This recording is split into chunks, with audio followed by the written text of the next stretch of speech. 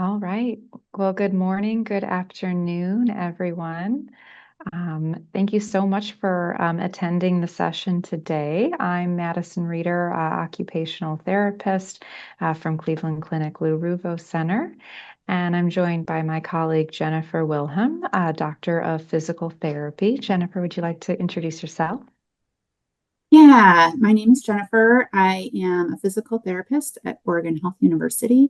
I work part-time in outpatient neuro, seeing primarily movement disorder patients, and then I work part-time in the gait and balance lab looking at research interventions for neurological diseases. Thank you, Jennifer. We're really excited to be able to work together to present to you today on different supports in the rehabilitation world to support disease progression over the course of one's disease process. Next slide, please. So first, we wanted to review rehabilitation services as an overview.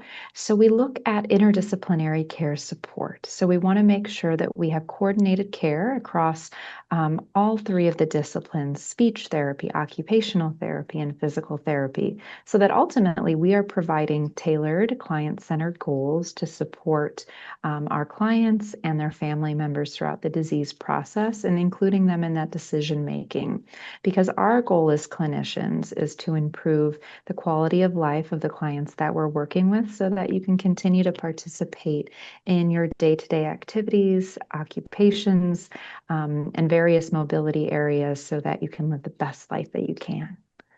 Next slide, please. So what we wanted to discuss first when it comes to rehabilitation and working with a specialized clinician is a specific model called the dental model, which really is a secondary prevention model that we use for care. Okay, so essentially what we're doing as providers is providing regular intervals of therapy over the course of your disease process. We're utilizing various outcome measures so that we can follow up after each visit to determine how we're doing with skills, our strengths, and some of our weaknesses. And then, of course, part of that plan of care is incorporating a tailored home exercise program so that ultimately we're meeting the needs of the individual so that we can be as functional and independent as possible.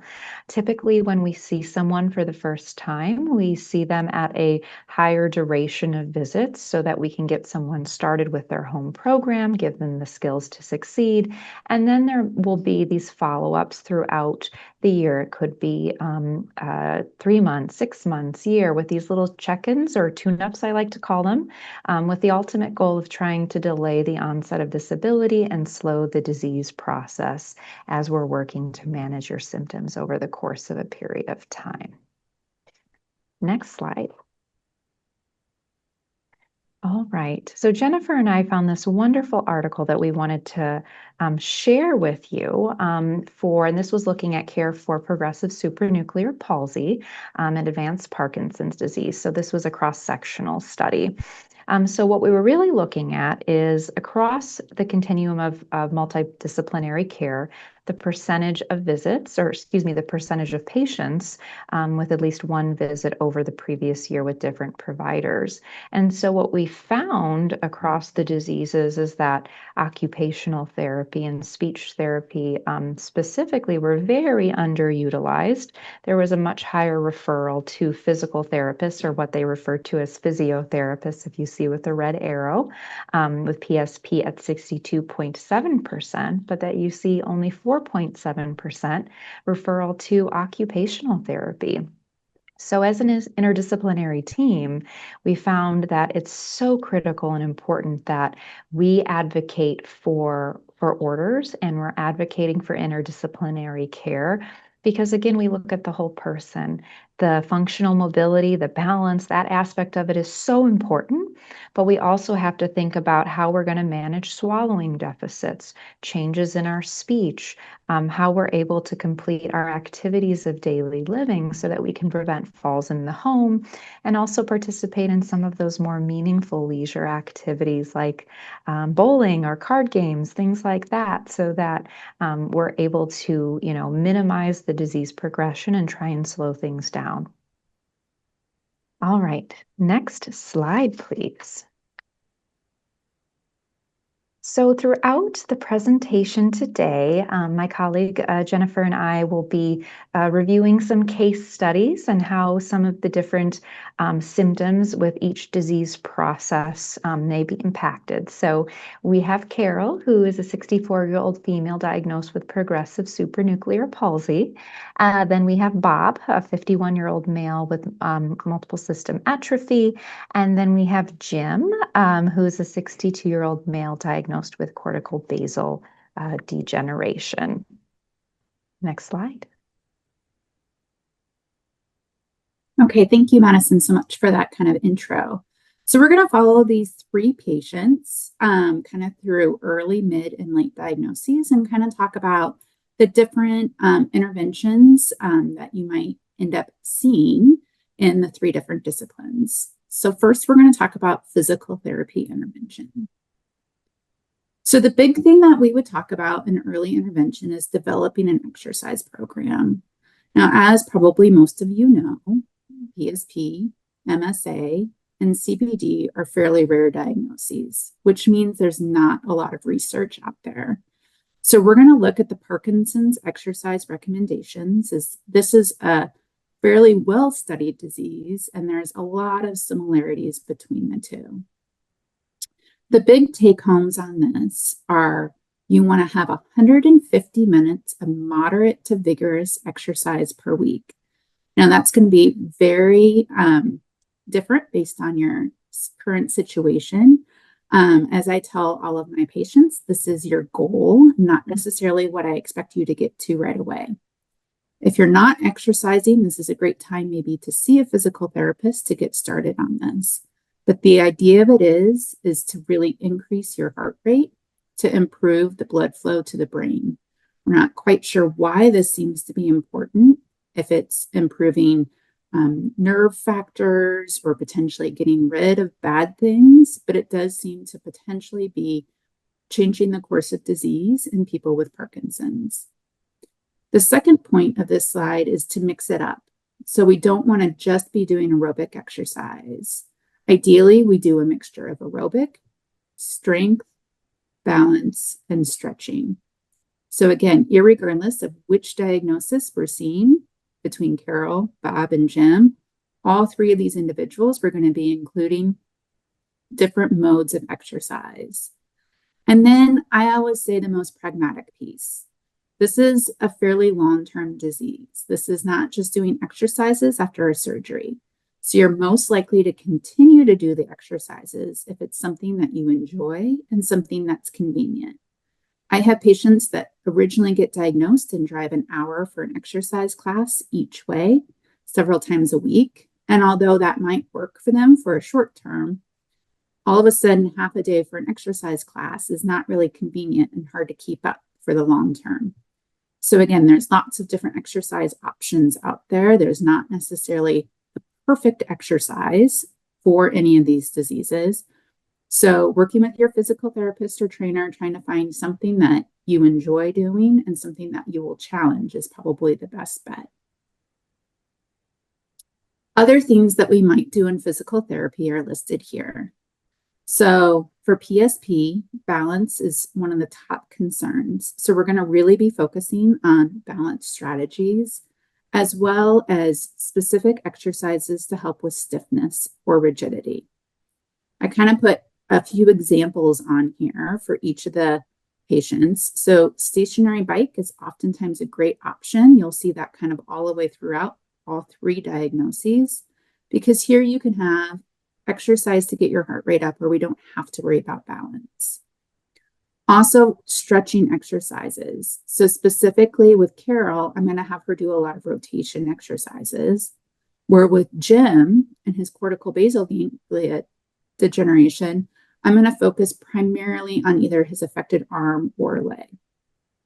And then you can see balance exercises on all three. PSP, specifically going backwards. MSA, working specifically on uneven surfaces as this becomes more of a challenge. And then for CBD, just general balance exercises. The last thing we do for physical therapy is discussion of the future. As Madison said, we will not be holding your hand every week for the next 10 years, but some people want to know, at what point should I come back? Or what is there that's going to happen to me? In which case, usually we start discussing, at some point, you're going to probably need some equipment to help with your balance or help with your mobility. So I might introduce those. As Madison said, we're going to see each other periodically, but the hope is that we can kind of educate you before there's a crisis, so then you have an idea of when to come back or what to be looking for. We might talk about fall prevention, and then we also might be talking about pain, as this is often a problem in all three of these diagnoses. All right. Appreciate all of that wonderful information, Jennifer. So now we're going to transition into some occupational therapy interventions early in the disease process as well. So next slide, please. All right, so there is a little bit of overlap sometimes between occupational therapy and physical therapy, and that's where we work together as an interdisciplinary team to support you through various day-to-day activities. But as an occupational therapist, my job really is to look at our daily living skills and see how the specific skills or symptoms that you're experiencing are impacting those day-to-day activities so that we can find other ways or other alternatives for you to be able to participate in them safely. So with PSP, of course, we're going to look at fall prevention across the continuum for all three disease processes throughout the home. Maybe that would be getting in and out of the shower, making sure that we're able to safely enter and exit a vehicle without a loss of balance. And then, of course, for all three diseases, this is where we're really looking at how do we implement a consistent physical exercise routine, okay? We might be focusing a little bit more on fine motor coordination and stretching with MSA and cortical basal degeneration. But the goal, if we think about our pillars of brain health and neuroprotection to support slowing of the disease process, exercise is number one. So we really want to follow those exercise guidelines and incorporate it consistently in our routine to support success. We also might work with strategies on managing fatigue, like pacing and energy conservation. Usually a big one, and we'll talk more about this in a minute, is driving. So we want to assess that those skills related to fitness to drive and monitor those changes over time so that you're safe and those folks on the road are also safe. And typically early on, we'll look at those instrumental activities of daily living. So those more complex tasks like being able to manage our medication, implementing alarms or automatic pill dispensers so that we're consistent if we're having any memory changes. And then we might look at home safety analysis, incorporating some equipment, or even handwriting in certain cases. Next slide, please. All right, so one of our major areas as occupational therapists is looking at lifestyle. So my goal is really to help you develop a lifestyle routine, looking at our roles and our habits so that we can support slowing disease changes as much as we can. So again, we'll look at all of those pillars of brain health, the physical activity routine. Are we incorporating mental fitness? And that could, include various types of activities from card games to word searches, but it's all individualized based on the individual. Looking at, are we drinking enough water during the day? Are we actively engaging in social activity? Are we having difficulty falling asleep or staying asleep? And in that case, what kind of strategies, maybe looking at the environment and how the environment may be contributing to poor sleep or some of our habits before bed. Maybe we're watching TV right up until the time we go to bed. And then, of course, our overall health maintenance, making sure that we're attending our regular appointments with our external providers, managing our blood pressure, and things of that nature. All right, next slide, please. So another important part, and there's overlap with physical therapy and speech therapy as well, but we do a lot of education and training, as Jennifer was referring to earlier in the disease process. So again, how can we educate you about the symptoms you're experiencing and some expectations or what could occur in understanding the disease? And then really talking early about interdisciplinary supports, making sure that you may have access to behavioral health psychologists, speech therapists, different support groups in your community. So, really putting together a toolbox early so that you have the tools when you need them. And then, of course, other available community resources like transportation needs community centers as well. And then we may also, review lists of medical equipment suppliers if we absolutely need to. As OTs, we have a lot of fun equipment that we like to play with and trial, and we'll talk about that shortly. And then also, again, if driving, fitness to drive is a concern, we may work with our clients and their families to develop a community transportation plan and look at alternatives so that we are safe within the community. Next slide, please. All right. So I wanted to take a minute and speak to fitness to drive because I don't think we always talk about it. So again, you always want to review your state laws, as a physician, of course, in the community regarding mandatory reports for certain diseases. But if you have any concern regarding fitness to drive or family is concerned, maybe you have a couple dings in the car or you accidentally, went through a couple red lights, then that's when we really need to think about scheduling a driving assessment with an occupational therapist and or a certified on-road driving rehabilitation specialist. So again, as OTs, we look at all of those skills to help determine fitness to drive. The gold standard, of course, is to have an on-road driving assessment, depending on the nature of the symptoms and the severity in most cases, but it is a process, especially when we're evaluating safety. But if you've identified there's some discrepancies completing self-care routines or other instrumental activities of daily living, driving certainly needs to be addressed as well. Our goal is never to take away anyone's independence, but the goal is to enhance safety. Because at some point we will have to, have some driving cessation in the plan of care. It's just we need to determine when that's the best time to do so. If we've noticed that we're becoming lost as we're driving to more familiar places, or there's some other cognitive or behavioral changes that are limiting or impacting driving safety. But again, we look at the whole person and we conduct an analysis of their performance. We're looking at visual perception, cognition, and some of those motor skills as well, so that we're doing everything that we can to support safety. All right, next slide. So fatigue management. So again, all three of our disciplines can look at how we can minimize the impact of fatigue on day-to-day activities, but really we want to think about planning and prioritizing. I often work with clients and will kind of plot our energy levels subjectively throughout the day for a few days to see when are we having the lowest levels of fatigue. And from there, trying to look at, well, what else was going on in the environment and can we prioritize? Maybe we were doing too much. Maybe we need to do a better job of planning different activities throughout the day and pacing ourselves or incorporating more frequent rest breaks and even looking at positioning and body mechanics. So again, fatigue is one of those non-motor invisible symptoms that can be very, very impactful on day-to-day performance. And it can also exacerbate other symptoms as well. So again, looking at all of those effects of our aerobic capacity, or do we have poor sleep? Maybe it's a side effect of medication as well, but that's the analysis that we work on as a team. All right, next slide. Okay, and then of course, early in the disease process, if we do have individuals who are still working, of course, we do look at those instrumental activities of daily living and work-related tasks. So again, we look specifically at the goals. Is someone able to complete their job safely? Maybe we have to conduct what we call a functional capacity evaluation, which is a longer assessment looking at those skills to help determine if someone is able to work safely and perform the specific duties of their job.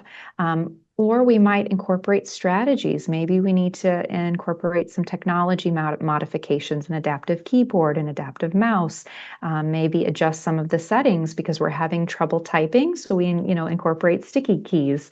And then, of course, work with a referring provider and work accommodations to look at any environmental changes if those are necessary as well. Next slide. Okay, team. So let's transition over to speech therapy interventions. So Jennifer and I, we work with some great speech therapists, and we're going to do our best to represent our colleagues in the industry. So from speech therapy perspective, if we look at all of our disease processes, so we may look at breath work and how our breathing might be impacting our ability to swallow or be able to verbalize what we need to do. We might be incorporating loud strategies. And Jenny, would you like to maybe chat for a second about LSVT or how it's incorporated in your community?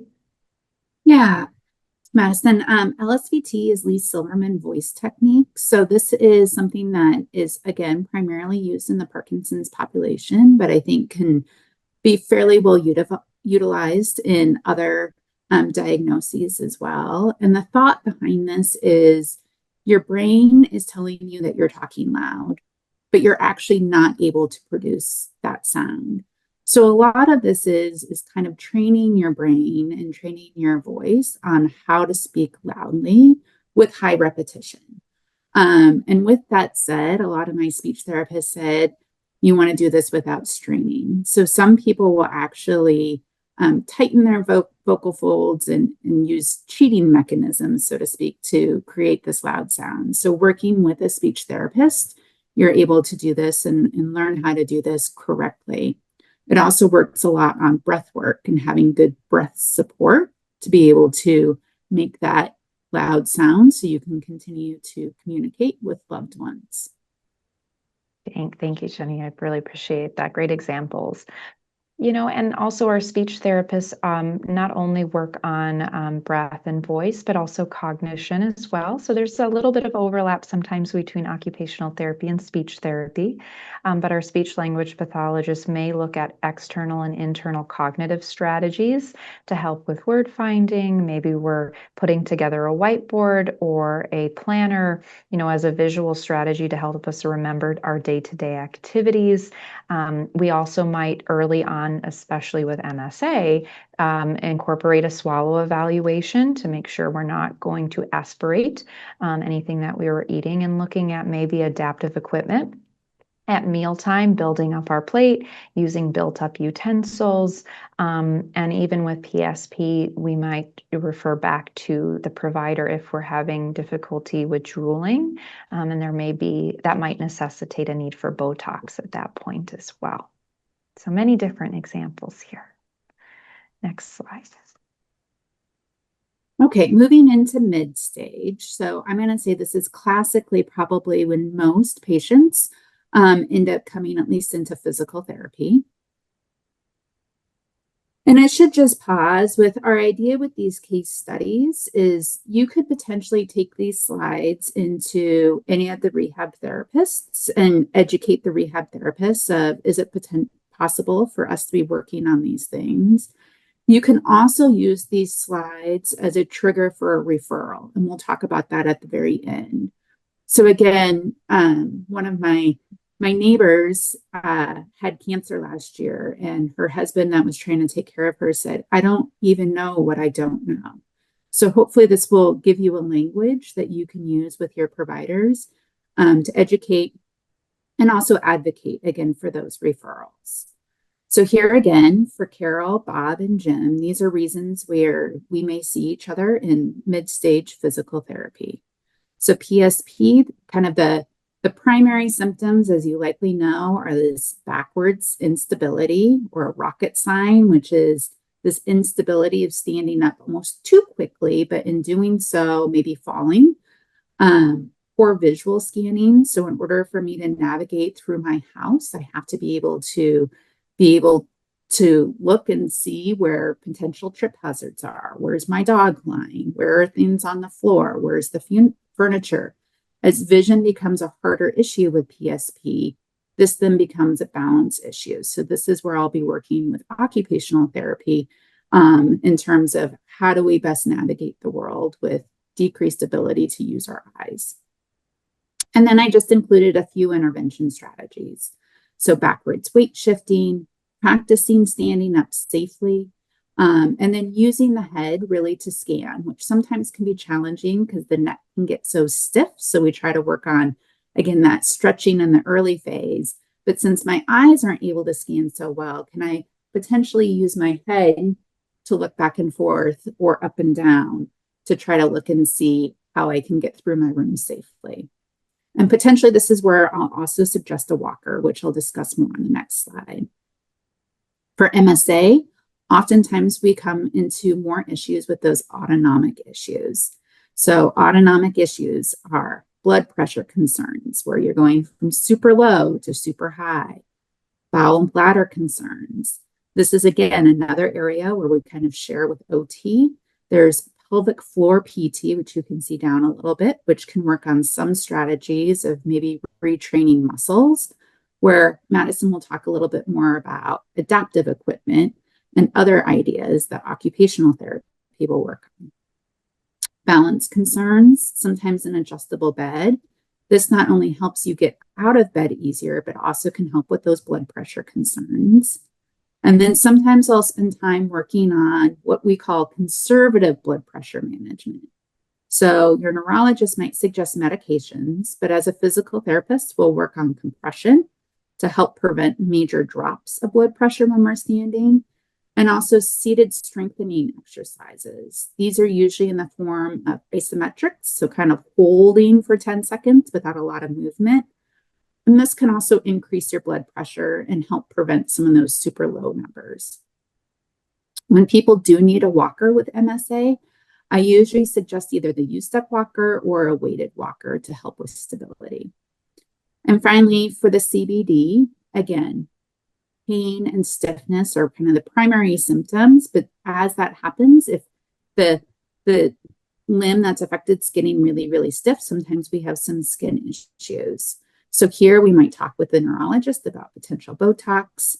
We may discuss bracing along with OT, depending if it's an arm or a leg that's affected, and help with pain management. A walker here might be a platform walker. So this is something where you can be supported from your elbow if your hand's affected by this disease, just because holding on to a walker if your hand's affected can be challenging.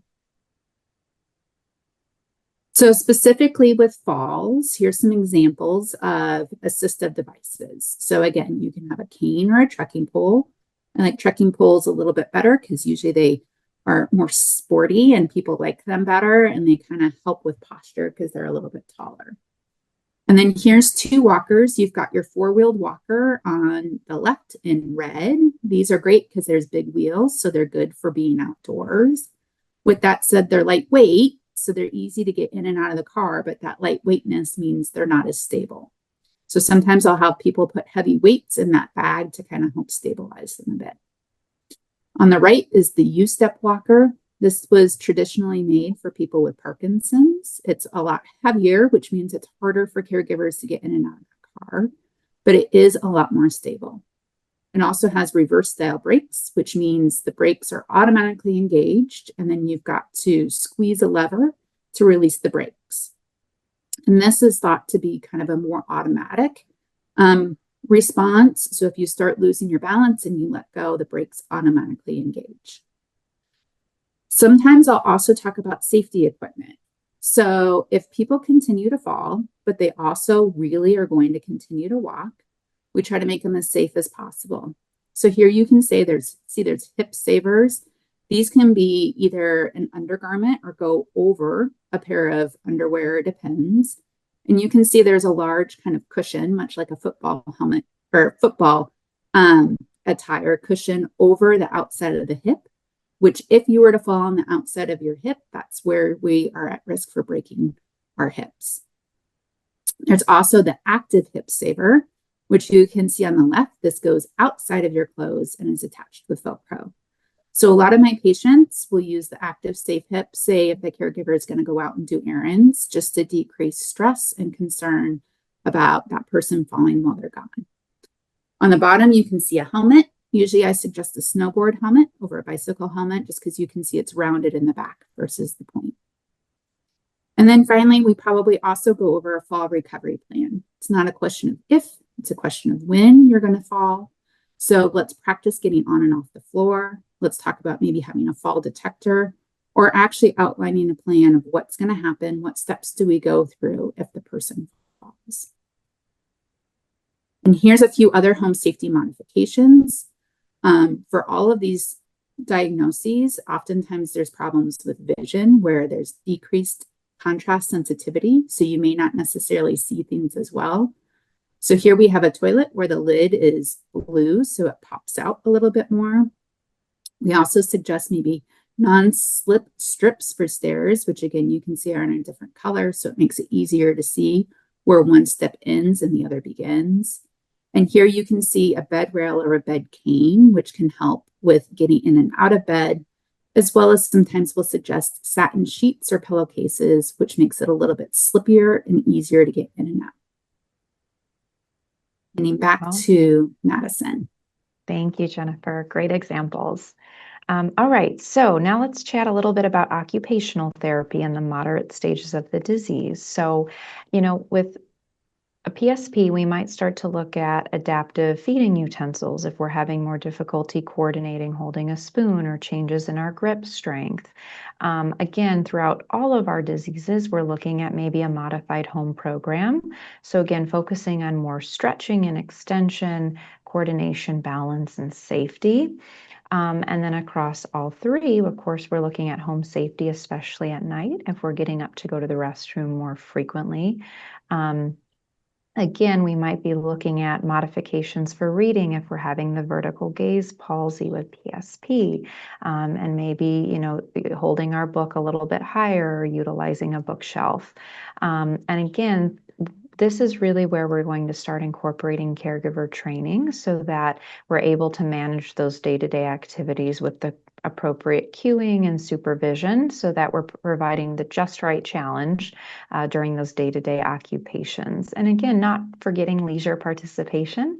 So looking at how we can modify some different activities that you really enjoy doing. So if we're having difficulty holding cards, because we always love to play cards, maybe we'll utilize a card holder or jumbo cards so that we can still participate in the task, but just in a little bit of a modified way. And then, of course, we might incorporate some cognitive stimulation and different activities to, work on various cognitive skills, such as cortical basal degeneration, with the goal of trying to slow things down and promoting neuroprotection. Next slide, please. All right. So I get to share some fun pictures with you all next.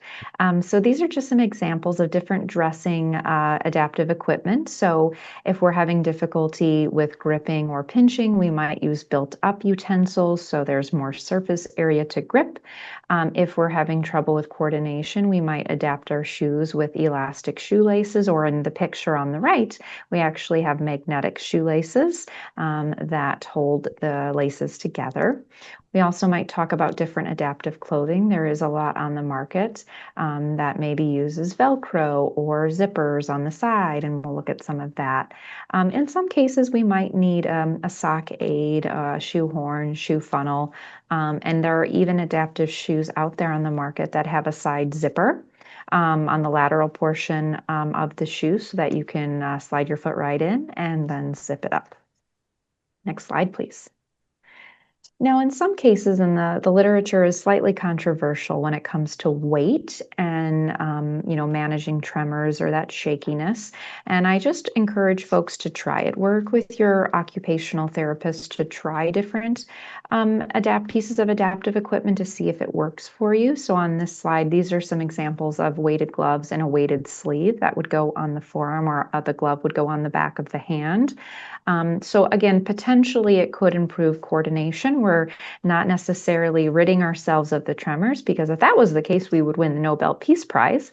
But really trying to look at reducing the amplitude of the tremors and then the frequency of how how frequently they are occurring so that we're reducing the tremor intensity. One study we looked at used about 1.3 to 1.85 pounds. Some gloves can vary from a half a pound to about 1 pound. So again, the literature is mixed and it depends on the individual. Next slide, please. And these are just some different visuals of adaptive writing aids. So there are built-up handles. So you have some foam tubing. The very far right, that actually is a weighted universal holder that you can put many different things in, from a razor to a pen. So we have weighted pens, we have ergonomic pens. If you see that little blue starship pen at the bottom, that's more of an ergonomic related pen if we're having difficulty gripping. But we might look at using lined paper, slower movements, or controlled higher amplitude movements as we're writing with different components. And in some cases, even using a metronome, so having that auditory feedback to help support improved handwriting legibility. Next slide, please. Okay, toileting. So all the fun activities of daily living. So if we're having a little bit more challenge with our balance or our mobility and we are having more fatigue, we might need to have, say, a drop arm commode, which is the picture on the very far right on the side of the bed. On the very far left, we have a toilet riser to build up the toilet essentially so it's a little bit higher, easier to stand up and sit down. Then we also have a bath bench where half of it is in the bathtub, half is out. Also consider maybe using a handheld shower spray handle or positioning of our shower supply so it's within reach. There's also things like soap on a rope, or you can also use a nylon stocking. That's also been very helpful to house your soap so you don't drop it when you are bathing yourself, or even a terry cloth rope for drying yourself if we're having trouble with more of those higher amplitude movements. Okay, next slide. Self-feeding. So we have some pictures of some various adaptive equipment. So at the top left, we have a plate guard. So if we're having difficulty scooping our food and it tends to fall off our plate, we might use a guard. On the bottom left, these are just some examples of some different built-up utensils. Some of them are weighted, some of them are not. One of the spoons is a little bit more of a deeper bowl, so it's easier to scoop and hold the food.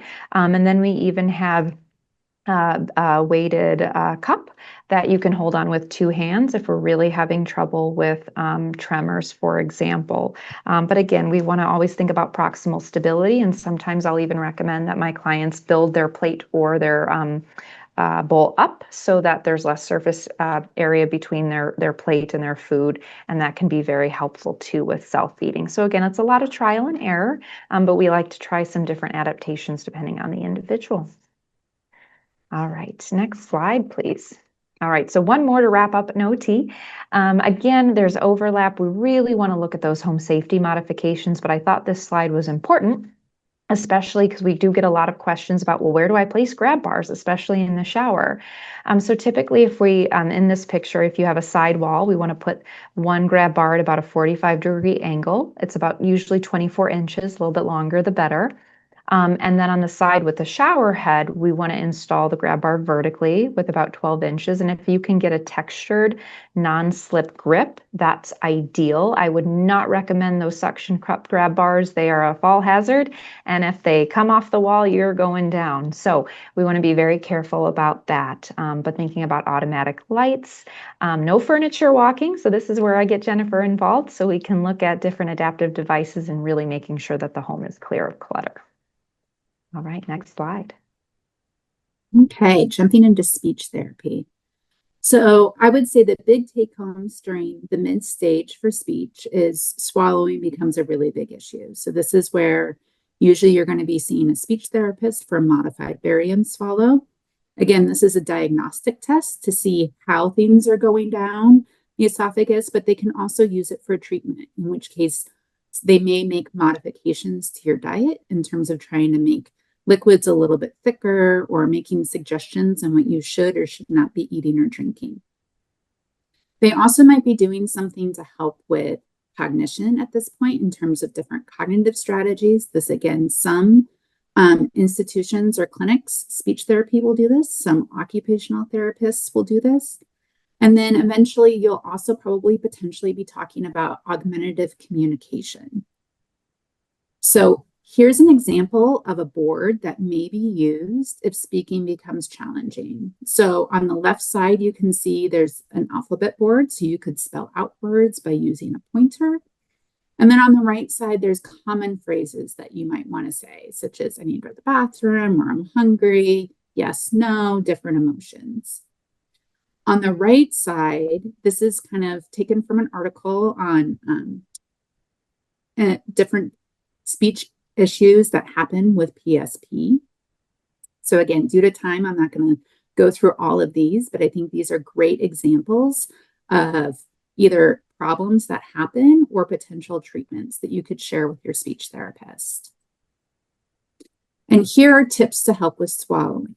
So again, we know swallowing is going to become a challenging issue with all three of these different diagnoses. So Jim, Bob, and Carol are going to have issues. It's a question of when.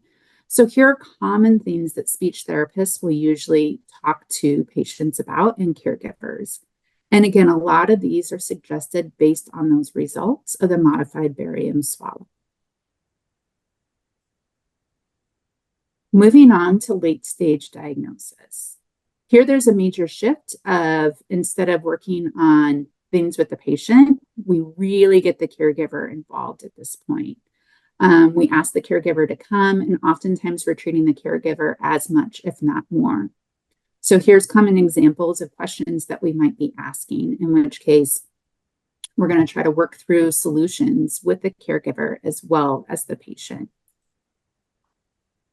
This was an interesting article, again, looking at palliative care, which some would argue palliative care is something that should be started early in the diagnosis, especially of the Parkinson's plus diseases. And this was specifically with Parkinson's disease. And the reason I put this is because clearly there's huge gaps. And my guess is this is going to happen with Parkinson's plus as well. You can see nearly half of the patients reported that the Parkinson's provider or person on their team did not ask about the care partner's needs or well-being. There was also a huge gap. Almost half of the people, pain wasn't discussed or only if the patient brought it up. And again, very few people are being asked about end-of-life care. How would you like to be cared for if you're sick or unable to communicate? So lots is being done, I can say right now, in terms of palliative care and education for providers. But I bring this up to you because unfortunately, you will have to advocate for some of these things and say to your provider, I want to talk about these issues. These are really important. So for physical therapy, you're going to see there's similarities at this point between all three of our patients. So falls and mobility issues become an issue, pain, wheelchair fitting, and again, that caregiver training. So at this point, we're spending a lot of time on all four of these different issues. Now, I can tell you wheelchair evaluations are incredibly challenging, and I think it's important for you to be seeing a wheelchair expert. At this point in my career, I'm no longer the wheelchair expert. I send it out to people, but I think it's important to kind of know the language. So here are four different examples of wheelchairs: the standard manual, the lightweight manual, a tilt in space, and a power wheelchair. One thing to note is a lot of people think the power wheelchair is going to be the best option, but it can be super dangerous. You have to have good vision to be able to navigate around things and be able to drive. And you also have to have good thinking skills to make good decisions about where to drive. I've had numerous patients go over curbs and fall or run into furniture and break their legs with a power wheelchair. So although it does provide a lot of great options in terms of weight shifting and blood pressure and community mobility, we also need to be thoughtful on who the best person is to drive that. All right. Handing it back to Madison. Thank you, Jennifer. All right, so again, a little bit of overlap. So later in the disease process, of course, we discussed caregiver training, how we can do everything we can to prevent falls, especially in the home. This is usually the time where we start to discuss some incontinence training and working with the caregiver on a toileting schedule, maybe using some different adaptations such as a bidet or easy access clothing, especially when it comes to cleaning and support. And also really teaching our caregivers how to best complete our activities of daily living. So we might be teaching the caregivers how to cue our clients so that we can go through step by step and being able to put a shirt on or being able to manage any type of rigidity or stiffness or pain without exacerbating symptoms. Um, and again, we're also working on respite services too for our care partners. So, what support groups are out there, or maybe respite programs or vouchers, so that we can have someone coming into the home to support the client while the caregiver has a little bit of a break, so that we can, do everything we can to take care of you as well.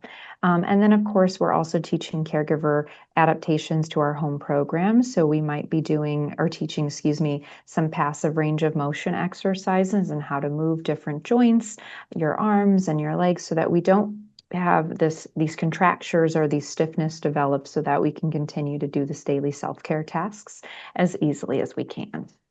Next slide, please. So just to add a little bit on bowel and bladder incontinence. So again, we want to incorporate range of motion because that will ultimately help us with positioning, being able to sit to stand from a toilet. We might work with a pelvic floor physical therapist who specializes in pelvic health to work on those exercises, but earlier in the disease process. Again, typically with the toileting schedule, it's every 2 hours or about 30 minutes after meals to avoid accidents. We might also work with a caregiver on a fluid management log to track our fluids over time, especially if constipation is present. And then looking at our food diary, are we having or taking in any bladder irritants like carbonated beverages or coffee that may increase our frequency to use the bathroom? Okay, next slide, please. And on this slide, y'all, these are just some examples of some different adaptive clothing with easy access, especially for a care partner if we're helping on the toilet. We might sit to urinate versus stand because of safety concerns. We might be using a urinal at the bedside if it's too challenging, especially with frequency of urination at nighttime. And also might be training in some diaphragmatic breathing to help control some of the muscles of the bladder and avoid straining, as Jennifer was talking about earlier. Maybe we install a bidet for easy cleaning. And then, of course, we can always chat about an indwelling catheter if that is needed at that point in the disease. Next slide, please. All right, next slide. So let's talk a little bit about speech therapy. So again, at this stage in the disease, we are addressing swallowing. So we may have that modified barium swallow, working with our speech therapist to address any changes in our diet modifications that might need to be completed, or even having that conversation of the need for a feeding tube, especially if extreme weight loss is present and then there's a risk for skin breakdown. And of course, from a cognitive standpoint, maybe looking at the augmentative communication, having a voice amplifier, if we're having any of the hypophonia or that really low volume speech as well. Okay, next slide. So quickly, we want to just talk about, well, when would we consider a feeding tube? So again, when a modified barium swallow shows that swallowing is unsafe, even with modifications, if there's a loss of 10% of body weight, we're at risk for aspiration pneumonia into the lungs. We're having fever, if mealtime duration is taking longer than an hour due to any fine motor deficits. But just to note that a feeding tube does not prevent aspiration pneumonia. So this is really when we're going to work with our interdisciplinary team and, end of life decisions to see what's going to be the best fit for our clients. Next slide. All right, and as we're wrapping up, so hospice. So when is hospice appropriate? So it's very challenging to predict the future, especially with the diseases that are neurodegenerative in nature, and everyone is different. Again, Jennifer did a wonderful job with this study in talking about how most scales are made from an oncology lens, but the biggest predictor is a loss of greater than 10% of our weight loss. So this just shows the FAST, which is a functional assessment scale. And you can see with a little red arrow when ambulatory ability has been lost and we're having severe cognitive dysfunction or risk for pressure sores, then we need to really think about the interdisciplinary team to help take over so that we can prevent pain and keep the client as comfortable as possible. Next slide. All right, Jennifer, up to you. So wrapping up, all of this sounds great, but how do I actually get to see a rehab therapist? So I kind of broke it up into commercial insurance, Medicare, outpatient, and then home health. So many states have direct access if you have commercial insurance, which means you do not need a physician referral. You could just come in and see someone. With that said, it's clinic specific. So most hospital systems still require a referral. Medicare, you are going to need a referral, whether it be outpatient or home health. In outpatient, there's something called a therapy cap, which means you only get so many visits without a lot of paperwork. And that is interesting because someone forgot a comma many years ago, and PT and speech, unfortunately, is combined. So again, one reason you use those OTs, because that's a whole different therapy pocket to do.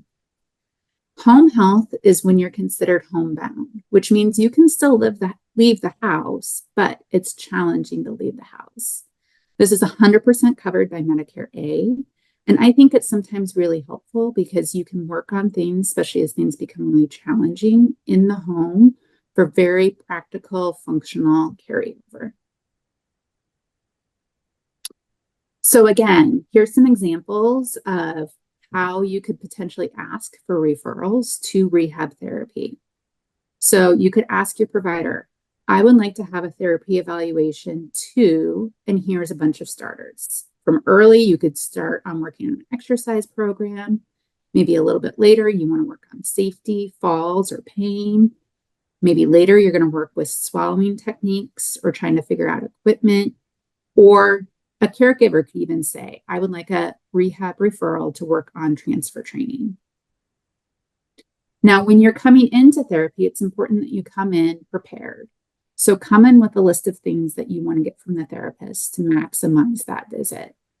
Ideally, a care partner or caregiver attends to help you follow through with things and again, add a different perspective. Encourage your therapist to take videos of any exercises or give pictures so that you can remember exactly how things were done once you get home.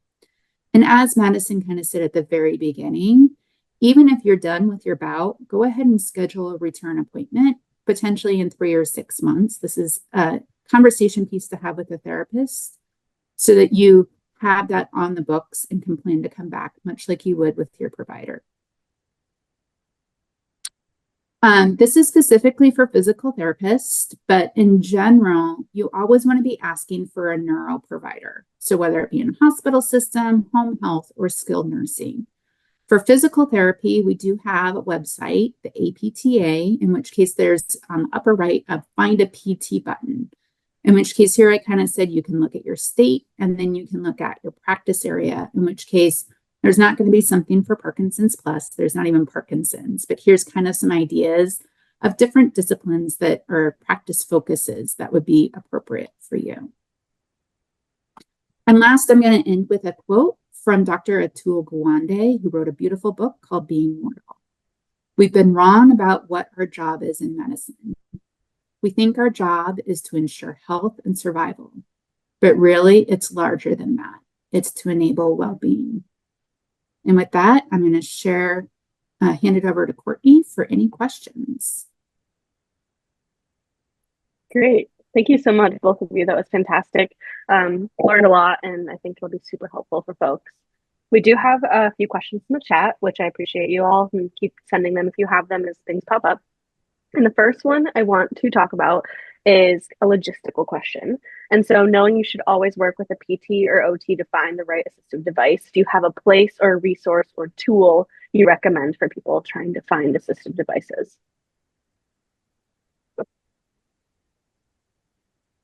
Madison, do you want to take that? I feel like you probably have more equipment gadgets than PT. Yeah, I think when it comes to adaptive equipment, my first recommendation is to really follow up with your referring provider first. Mm-hmm. I would caution to try and look. There are, various medical websites out there. You can get a lot of adaptive equipment on Amazon, but I would caution the use without working with a rehabilitation specialist first to trial it from a safety perspective and also from an expense perspective too. You don't want to be spending lots of money on gadgets that don't work based on your disease process. So my recommendation is to please follow up with your referring clinician first to try, and then go based on their recommendations. I don't want to give specific websites. Yeah, absolutely. And then I'm just going to add, usually providers will have ideas of potential closets or potential places where you can buy things, whether it be websites or whatnot. They can also help facilitate getting referrals. So if things are covered by insurance. That was going to be my exact next point, is lending closets is what Jenny's referring to by closets. Feel free to ask your providers if there's any local lending closets. That's where people donate, assistive devices that they're no longer using. Can be a great resource. The next question we have is surrounding apathy, which is pretty common in PSP and a little bit in CBD and MSA in their own ways. And do you have any advice for people who are struggling with apathy and maybe don't want to do their exercises or show up for appointments and do other things that maintain their quality of life? I'll start. Go ahead, Jenny. Yeah, go ahead. Strategies. I joke that apathy is what keeps us all in business. If people did what they were supposed to, they wouldn't have to come back and see us. So absolutely, this is a huge issue in these clinical diagnoses. The strategies I use is kind of social engagement. So ideally for exercise, trying to do an exercise class, in which case, then hopefully you've paid for the class, or potentially you don't want to let those friends down. Having an exercise buddy. So this could be your care partner, it could be a friend, it could be a neighbor, but someone that will help hold you accountable. Of every Monday, Wednesday, Friday, we're going to go on a walk with each other. We're going to do our exercises together. And then the third thing that sometimes I'll suggest is kind of a reward system. We all have different things that drive us. So if I do my exercises 3 times a week, then I'm going to treat myself with a bowl of ice cream, or I'm going to treat myself with a massage once a month, or I'm going to treat myself with whatever makes you happy. A lot of these diseases, that treat mechanism of the brain is not working as well. So having external things to kind of help you feel better will help with that as well. Madison, do you have any other ideas? Well, first, I agree wholeheartedly. The doing together piece of, hey, let's do this together is so important, the buddy system. The only other thought I had too, just from more of an occupational therapy standpoint, is creating a routine and trying to adapt the environment to really promote engagement as much as possible. But if we can try to do our exercises on a routine at the same time, on the same day throughout the week, so it becomes a little bit more procedural in nature, that also might be supportive too. And on the flip side of that, actually, we had somebody comment that they had a PT experience where they kind of said like, "Oh, that's all we can do for you." Do you have any advice on what to say or do in that kind of scenario? I see Madison hitting her head. I think that drives people like Madison and I absolutely crazy. And that's why we try to make those slides to hopefully empower all of you and say, no. I want to make a follow-up in 6 months. This is something that's done. It's called a dentist model. There's good research for it. No. I want to still work on these issues. Here are things that hopefully, again, you can take these slides and potentially educate your therapists.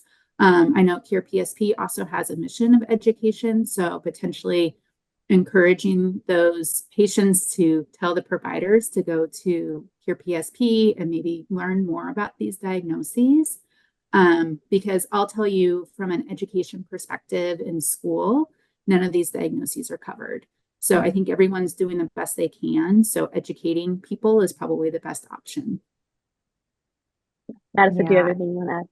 Yeah, I mean, just more from a technical perspective, if you have Medicare, there is no cap anymore from using your benefits. So there's a threshold and it's based on medical necessity. And I think that's where an education piece comes in from a community standpoint for providers, because of course we're working with individuals and we're billing insurance and we want to make sure we're providing medical necessity.